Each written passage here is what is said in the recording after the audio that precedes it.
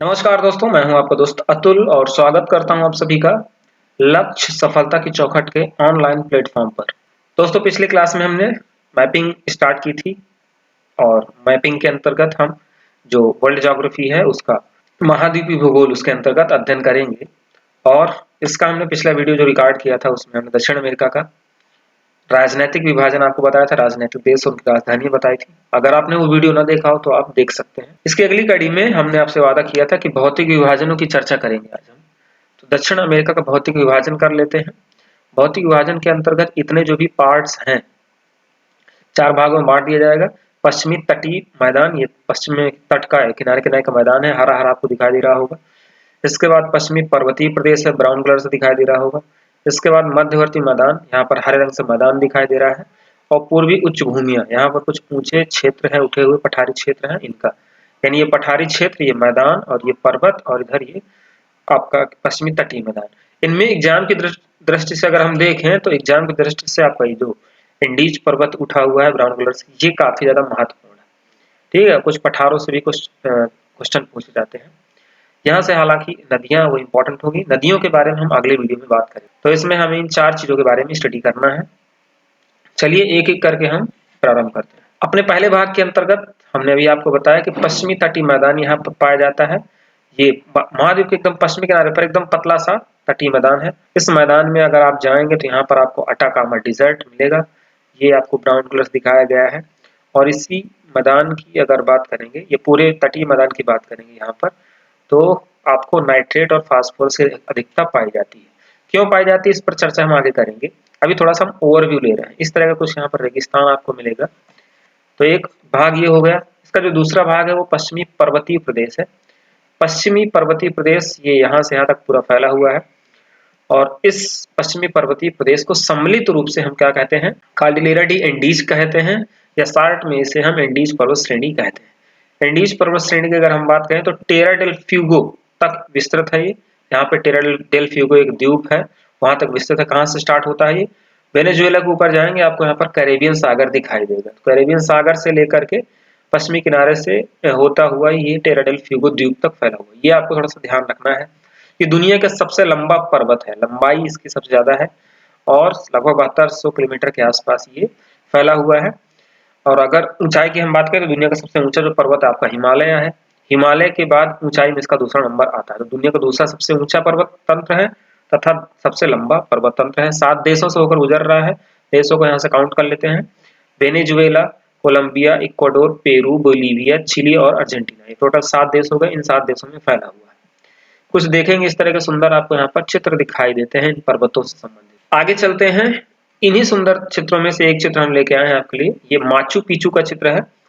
Machu Picchu क्या है, इसकी थोड़ा सा चर्चा कर लेते हैं। दुनिया के 7 अजूबों में इसका भी नाम आता है। तो माचू पिचू की कहानी क्या है कि इसी में ये जो आपका पेरू देश है, पेरू के दक्षिण में, यहाँ पर दक्षिणी पेरू के आसपास इस जगह पर, यहाँ पर ये जो है एक पहाड़ी स्थित है और उस पहाड़ी में इस तरह के सुंदर नजारे आपको देखने को मिलते हैं। ये सुंदर नजारे किसने बनवाए, थोड़ा सा चर्चा कर लेते हैं। ये एक इंका सिटाडेल है। इंका एक राजवंश कह सकते हैं, राजवंश था पेरू पर। एक सभ्यता हुआ करती इंका, इंका सभ्यता। इंका सभ्यता के अंतर्गत वहां का कोई शासक था, पाचा चूटी नाम का शासक था। उसका टाइम पीरियड दिया हुआ है। आज से 500 साल पहले इसने इस किले का निर्माण करवाया था। हालांकि बाद में इस किले की जानकारी हम लोगों को नहीं थी। और 20th सेंचुरी यानी 20वीं शताब्दी में इन्होंने ये हाइरम बिंघम थर्ड नाम के, ये अमेरिका के हैं खोजबीन करने वाले, अपना घूमते फिरते रहे और उनको इस बात की जानकारी हो गई। और उन्होंने जब इसकी खोज की तो इसके बाद में फिर सफाई हुई और सफाई के बाद ये अस्तित्व में आया और यहाँ पर सब लोग आने जाने लगे। ये काफी ज्यादा टूरिज्म का एक अड्डा बन गया। ठीक है, तो आपसे कोई अगर जनरल पूछ ले, एग्जाम को उतना महत्वपूर्ण तो नहीं है, लेकिन जनरल कोई आपसे पूछ ले कि माचू पिचू कहाँ पर है, तो आपको बताना है पेरू में है और एंडीज पर्वत श्रृंखला में स्थित एक टूरिज्म का सेंटर है। अगर यहाँ पे आप जाएंगे तो आपको एक प्राणी मिलेगा, उसका नाम है लामा। ठीक है, लामा देख सकते हैं, कुछ मलिंगा जैसा भी लग रहा है। इसकी हेयर स्टाइल साहित्य से भी मिलती है। तो लामा आपको जाएंगे यहाँ पर घूमने तो इस तरह के यहाँ पर आपको प्राणी मिल जाएगा। लामा जो प्राणी है आप गौर से देखेंगे तो ऊंट और भेड़ से मिलता जुलता है। ये साइज पर अगर देखें तो ये भेड़ जैसा है, लेकिन इसका डिजाइन अगर देखेंगे तो थोड़ा सा ऊंट सा मिलता जुलता है। इसकी खाद्य विशेषता यह है, 2 प्रश्न आपसे यहाँ से पूछ जाएंगे कि लामा नामक प्राणी का इस्तेमाल कहाँ के लोग यातायात के लिए, सामान को ढोने वोने के लिए करते हैं? तो एंडीज पर्वत के लोग करते हैं। आपसे पूछा जाएगा कि कहाँ का मूल रूप से प्राणी है, तो मेनली ये दक्षिण अमेरिका का प्राणी है, लामा। पहला प्रश्न ये बनता है। कक्षा 7 के अगर आप भूगोल उठाकर देखें तो आपको ये क्वेश्चन वहां पर मिल भी जाएगा। एक दूसरा जो इंपॉर्टेंट क्वेश्चन है बायोलॉजी की दृष्टि से लामा को लेकर के, तो आप पढ़ेंगे कि दुनिया में 2 ही ऐसे प्राणी हैं जिनके आरबीसी में केंद्रक पाया जाता है, तो एक लामा है और दूसरा ऊंट है। तो वहां पर थोड़ा सा लामा का जिक्र आता है। फिर से अपने टॉपिक पर आते हैं दोबारा। तो इस पर्वत श्रृंखला के बारे में बात करते हैं कि ये एक नवीन वलित पर्वत का उदाहरण है, न्यू फोल्डेड माउंटेन का उदाहरण है। और नवीन वलित पर्वत हो चाहे प्राचीन वलित पर्वत हो, या जब भी कोई वलित पर्वत बनता है, 2 हमेशा प्लेटों के कन्वर्जन से बनता है, 2 प्लेटें आपस में टकराती हैं। तो इसी तरह से ये भी 2 प्लेटों के टकराने से बना है। चलिए कौन सी प्लेट है ये? American plate. ये पूरी, ये देख रहे हैं आप, अटलांटिक ओशियन से होती हुई ये प्लेट आ रही है पूरी, और ये प्लेट पूरी यहाँ से घूम करके पूरी जाएगी, पूरी अमेरिकन प्लेट है। तो अमेरिकन प्लेट और इधर नाजका प्लेट, एक छोटी प्लेट है। नाजका प्लेट और इसका अमेरिकन प्लेट का टकराव होगा, तो और इस तरह से ये हिस्सा ऊपर उठ जाएगा। तो इस तरह से इसका निर्माण हुआ है। इस पर्वत के पूर्वी किनारों पर आप जाएंगे, पूर्वी ढलानों पर, इन ढलानों पर तो आपको विशेष प्रकार के वनस्पतियां मिलती हैं। उनको क्या कहा जाता है?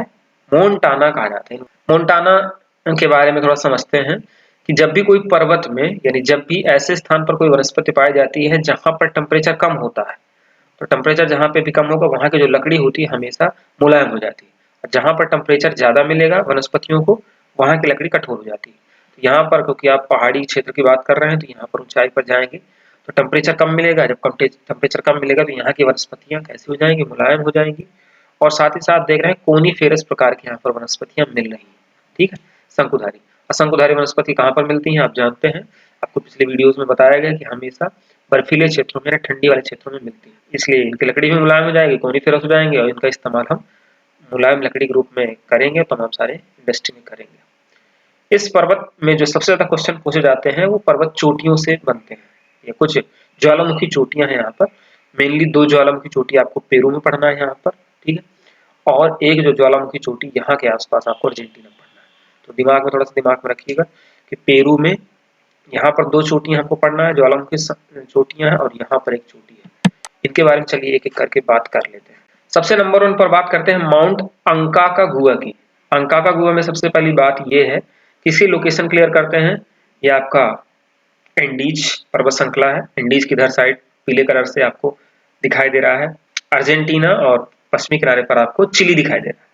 तो अर्जेंटीना चिली के बॉर्डर के आसपास आपको समझ में आ रहा है, लेकिन अगर आप इसको गौर से देखेंगे तो ये आपको बॉर्डर में तो है, लेकिन कहाँ पर है ये अर्जेंटीना वाले हिस्से में है। ठीक है, तो पहला क्वेश्चन आपको क्लियर करना है कि माउंट अंकाकागुआ किस देश में स्थित है, तो अर्जेंटीना में स्थित है, पहली बात।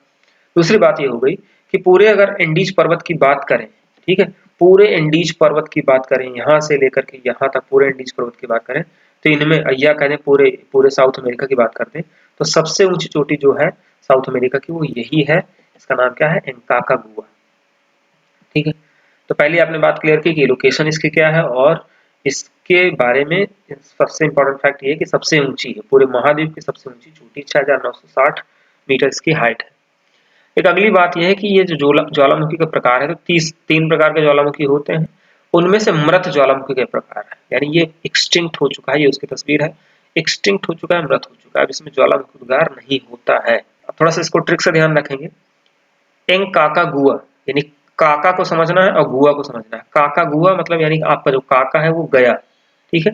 अब काका गया का मतलब क्या होता है? काका मर गया, ठीक है। तो काकागुआ का भी नाम आपको आएगा काकागुआ का। तो काकागुआ से आपको तुरंत दिमाग में रखना कि काका गया यानी मर गया, मर गया। तो ये किस प्रकार का ज्वालामुखी हो गया? मृत ज्वालामुखी हो गया, क्योंकि इनमें अभी आपको कंफ्यूजन हो जाता है अक्सर, कौन मृत है, कौन जागृत है, कौन सुसुप्त है, इसलिए आपको इस तरह से बता रहा हूँ। कुछ अन्य जो चोटियां हैं मैंने अभी आपको बताई थी कि ये इक्वाडोर है। इक्वाडोर में यहाँ पर अगर देखेंगे, इक्वाडोर में 2 आपको पर्वत दिखाई दे रहे हैं यहाँ पर, माउंट कोटोपैक्सी और माउंट चिम्बोरोजो, दोनों ही बहुत ज्यादा इंपॉर्टेंट है। तो पहले लोकेशन हमने क्लियर कर ली, दोनों किस देश में है? दोनों इक्वाडोर में ही है। अब चलिए बात करते हैं इनके सक्रियता की, सक्रिय है कि निष्क्रिय है। तो माउंट जो कोटोपैक्सी है, लोकेशन पर पहले चर्चा कर लेते हैं। माउंट कोटोपैक्सी आपको यहाँ पर दिखाई दे रहा है, क्विटो राजधानी है इक्वाडोर की, और क्विटो के पास ही देखिए कोटोपैक्सी, क्विटो कोटोपैक्सी। आपको थोड़ा सा मैच कर रहा है नाम, क्विटो कोटोपैक्सी, ठीक है। पास में है चिम्बोरोजो, थोड़ा सा दूर में चिम्बोरोजो है यहाँ पर, और यहाँ पर आपका कोटोपैक्सी। तो सक्रिय ज्वालामुखी है कोटोपैक्सी, जो क्या है वो सक्रिय ज्वालामुखी का उदाहरण है, ये आपको याद रखना है। और दुनिया का सबसे ऊंचा सक्रिय ज्वालामुखी, यानी जितने भी दुनिया में सक्रिय ज्वालामुखी उनमें से सबसे ऊंचा है, इससे ऊंचे कोई अब ज्वालामुखी नहीं जो सक्रिय हो। एक इसको ट्रिक से थोड़ा ध्यान रखते हैं, ऐसे लोग जो कोट पहनते हैं, ठीक है, कोटो यहाँ पर लिखा हुआ है, कोट पहनते हैं, ऐसे जो लोग कोट पहनते हैं वो सक्रिय होते हैं, ये दिमाग रखना है, ठीक है। यानी जो व्यक्ति कोट पहनता है उसके पास बहुत काम धाम रहता है और दिन भर बिजी रहता है, इसलिए कोट पहने रहता है, घर में थोड़ी रहे कोई कोट पहन के, ठीक है। तो कोटोपैक्सी यानी ऐसा व्यक्ति कोट पहनता है जो बहुत ज्यादा सक्रिय होता है, तो कोटोपैक्सी एक सक्रिय ज्वालामुखी का उदाहरण है। माउंट चिम्बोरोजो सुसुप्त है, इसको आपको ध्यान रखना है, सक्रिय भी हो गया, मृत भी हो गया, तो एक तो बचा सुसुप्त, तो सुसुप्त तो तैयार कर लेना है। और इन दोनों की अगर हम बात करें कोटोपैक्सी और चिम्बोरोजो की, तो इनमें से चिम्बोरोजो ज्यादा ऊंचा है, इसकी देखिए हाइट लिखी हुई है, और इक्वाडोर की सबसे ऊंची कोई चोटी पूछे आपसे तो आपको चिम्बोरोजो ही बताना है, ठीक है। चिम्बोरोजो का सुंदर सा चित्र है, ये कोटोपैक्सी का सुंदर सा चित्र है। ये तीनों जो पर्वत है इनको रट डालिएगा, बहुत ही ज्यादा महत्वपूर्ण है। आगे चलते हैं, एक बीच में यहाँ पर आपको एक पठारी क्षेत्र दिखाई दे रहा है, ठीक है। तो पर्वत हो गए किनारे किनारे, इधर किनारे किनारे, उधर किनारे किनारे, बीच में पठारी क्षेत्र है। इस तरह से जो बने पठार होते हैं उनको अंतः पर्वतीय पठार के नाम से जाना जाता है। तो इसमें से बोलीविया का पठार, बोलीविया एक देश यहाँ पर है, बोलीविया के अंतर्गत पाया जाने वाला जो पठार है उसको अंतः स्थलीय पठार का, अंतः पर्वतीय पठार का उदाहरण माना जाता है। इस पठार की विशेषता ये है कि इस पठार में आप जाएंगे तो इधर बोलीविया पड़ता है, इधर आपका पेरू पड़ता है। पेरू और बोलीविया के बीच में जाएंगे, आपको ब्लू कलर से दिखाई दे रही होगी लेक टिटिकाका, इसमें लिखा हुआ है लेक टिटिकाका, और यही लेक टिटिकाका के बगल में लापाज है। लापाज के बारे में हमने पीछे चर्चा की थी कि यह इस बोलीविया नामक देश का सबसे ऊंचा, मतलब बोलीविया की राजधानी है और दुनिया की सबसे ऊंची राजधानी है लापाज, ठीक है। तो लेक टिटिकाका देख रहे हैं कि पेरू में भी है और बोलीविया में भी है। चलिए उस पर अभी बात करते हैं। और ये सर्वोच्च नौकागम्य झील है पूरी दुनिया की। तो ये आपके बोलीवियन पठार की कुछ चित्र हैं सुंदर से, ठीक है। कितना ज्यादा यहाँ पर निर्जन है, लोग यहाँ पर निवास नहीं करते हैं, कुछ पर्वतारोही ही टहल रहे हैं। ये लेक टिटिकाका है, पर्यटन की दृष्टि से काफी उत्कृष्ट स्थान है, पर्यटन के हिसाब से इसको सजाया गया है। और आप इसको देख रहे होंगे कि ये ब्लू कलर वाला, जो ग्रीन कलर वाला हिस्सा है ये बोलीविया है, और इधर येलो वाला जो हिस्सा पेरू है। तो इसका ये हिस्सा काफी पेरू में लगता है और काफी हिस्सा बोलीविया, यानी दोनों देशों के बीच में स्थित है लेक टिटिकाका। ये इसका सैटेलाइट से लिया गया चित्र है। हमने आपको बताया कि दुनिया की सर्वोच्च नौकागम्य झील है, इसका मतलब ये होता है कि दुनिया की सबसे ऊंची झील है जिस पर नाव चलाई जा सकती है। यानी इससे ऊंची भी अगर झीलें तो हैं दुनिया में बहुत सारी, इससे ऊंची भी, लेकिन उनमें नाव फिर नहीं चलाई जा सकती। तो इस तरह से हमारा दूसरा टॉपिक कंप्लीट हुआ, बीच वाला, ये वाला पर्वतीय वाला। अब तीसरे टॉपिक पर चलते हैं, मध्यवर्ती मैदान। हालांकि मध्यवर्ती मैदानी प्रदेश पर अभी हम डिटेल में नहीं जाएंगे, इसके लिए हम अलग से अगले वीडियो में बात करेंगे नदियों के अंतर्गत। तो चलते थोड़ा सा ओवरव्यू ले लेते हैं। ये मध्यवर्ती मैदानी प्रदेश है, लिखा हुआ है पर्वत एंडीज पर्वत पूर्वी पठारी प्रदेश के मध्य में स्थित है। देखिए एंडीज पर्वत है यहाँ पर, और पूर्वी पठारी प्रदेश, ये पूर्व में पठारी प्रदेश है, इसके बीच में यहाँ पर हरे रंग से, यहाँ पर हरे रंग से और यहाँ पर हरे रंग से दिखाई दे रहा है। निर्माण इनका ओरिनिको, यहाँ पर ओरिनिको रिवर होगी, ठीक है। तो ओरिनिको अमेजन या अमेजन नदी के द्वारा किया जाएगा, और यहाँ पर ला प्लाटा रिवर्स, तमाम सारी प्लाटा रिवर्स हैं तीन, तो उन नदियों के द्वारा इसका निर्माण किया जाएगा। तो नदियों के द्वारा इसका निर्माण किया गया है। इन जगहों पर कुछ विशेष प्रकार के विषुवत-रेखीय वर्षा वन यहाँ पर पाए जाएंगे, जिनको भी सिलवास कहा जाएगा, और तमाम प्रकार के यहाँ पर घास के मैदान, यहाँ पर भी कुछ घास के मैदान उष्णकटिबंधीय यहाँ पर भी, और तमाम प्रकार के यहाँ पर शीतोष्णकटिबंधीय घास के मैदान पाए जाते हैं, ठीक है। तो इस तरह के यहाँ पर वर्षा वन वगैरह पाए जाते हैं। तो मध्यवर्ती मैदानी प्रदेश में आपका भी इतना ही। चौथा हमारा जो पोर्शन है उसको पूर्वी उच्च भूमियों के अंतर्गत हम रखते हैं। पूर्वी उच्च भूमियां जो हैं उसके अंतर्गत ये हिस्सा आ जाता है आपका ब्राजीलियन हाईलैंड्स, यानी पठारी क्षेत्र हमको इसमें अध्ययन करना है। गुयाना हाईलैंड्स, गुयाना उच्च भूमि, इधर ब्राजीलियन हाईलैंड्स पड़ता है आपका। मांटो ग्रासो का पठार काफी ज्यादा पूछा जाता है कि मांटो ग्रासो का पठार कहाँ पर स्थित है। यह पठारी क्षेत्र विश्व के प्राचीन भूभागों में से एक है। जो भी पठार होता है वो प्राचीन भूभागों में से ही एक होता है, और जो भी प्राचीन भूभाग होता है पृथ्वी का, वो हमेशा किसी चीज का यानी खनिजों का उत्पादन के लिए महत्वपूर्ण होता है, ठीक है। देखिए यह भी खनिज की दृष्टि से अत्यंत संपन्न है। तो कौन सी पहाड़ी, कौन सा पठार किस खनिज का उत्पादन करता है, इस पर हमें थोड़ा सा बात कर लेना है। चलिए देखते हैं। सबसे पहले हमने गुयाना उच्च भूमि को लिया है। तो गुयाना उच्च भूमि ये है, ये गुयाना, यहाँ पर 3 देश हमने आपको बताए थे। तो ये गुयाना उच्च भूमि है, रेड कलर से दिखाया गया है उसको बॉर्डर करके। इस गुयाना उच्च भूमि में देख रहे हैं यहाँ पर ऊंचाई थोड़ा ज्यादा है। इस गुयाना उच्च भूमि ये एक पठार का सील्ड का उदाहरण है। सील्ड कैसा पठार होता है आगे चर्चा होगी। और संसाधनों में मुख्य रूप से बॉक्साइट का उत्पादन करता है। यह आपके लिए क्वेश्चन बहुत इंपॉर्टेंट है कि गुयाना उच्च भूमि में मुख्य रूप से किसका प्रोडक्शन होता है, बॉक्साइट का उत्पादन होता है। बॉक्साइट ये है, बॉक्साइट। और बॉक्साइट जो अयस्क है ये और है। इससे बाद में हम क्या कर लेंगे, इस पत्थर का इस्तेमाल करके उसको तोड़ करके हम एल्यूमिनियम का निर्माण कर लेंगे। ठीक, तो बॉक्साइट किसका अयस्क है, एल्यूमिनियम का अयस्क है, ये आपको ध्यान रखना है। इसके अलावा भी गोल्ड हीरा आदि यहाँ पर पाया जाता है, हालांकि आपको बॉक्साइट पर ज्यादा ध्यान रखना है। ठीक, तमाम सारे भी यहाँ पर वर्षावन वगैरह पाए जाएंगे, बायोडाइवर्सिटी के लिए संपन्न है। ठीक है, और निको का नदियों का संगम वगैरह होगा, उस पर हम आगे चर्चा करेंगे। तमाम सारे नदियां निकलेंगे, जलप्रपात बनाएंगे, जब जलप्रपात बनाएंगे तो जल विद्युत उत्पादन के लिए भी क्षेत्र काफी महत्वपूर्ण हो जाएगा। तो एक पठार आपने जाना, इसमें सबसे इंपॉर्टेंट क्वेश्चन आपको ध्यान रखना है, बॉक्साइट का उत्पादन होता है। दूसरे पठार पर चलते हैं, मांटो ग्रासो का पठार। हमने भी आपको बताया कि मांटो ग्रासो का पठार यहाँ पर स्थित है। ये प्रश्न बहुत ही इंपॉर्टेंट है, पीसीएस में बहुत बार पूछा जाएगा कि मांटो ग्रासो का पठार किस देश में स्थित है, तो ब्राजील में आपको बताना है। और ये उत्पादन किसका करता है, ये तस्वीर है उसकी मांटो ग्रासो का पठार की। लौह अयस्क का उत्पादन के लिए जाना जाता है। ये लौह अयस्क है यानी आयरन ओर है। इस तरह की चट्टानें निकाली जाएंगी जमीन से और इन्हीं चट्टानों को गला करके इससे मिट्टी अलग कर दी जाएगी। बाद में इसके लोहे के जो कण है इससे अलग कर दिए जाएंगे। तो बोलिवियन पठार को फिर से ले लेते हैं एक बार। लोकेशन मैंने पहले ही आपको बता दी थी।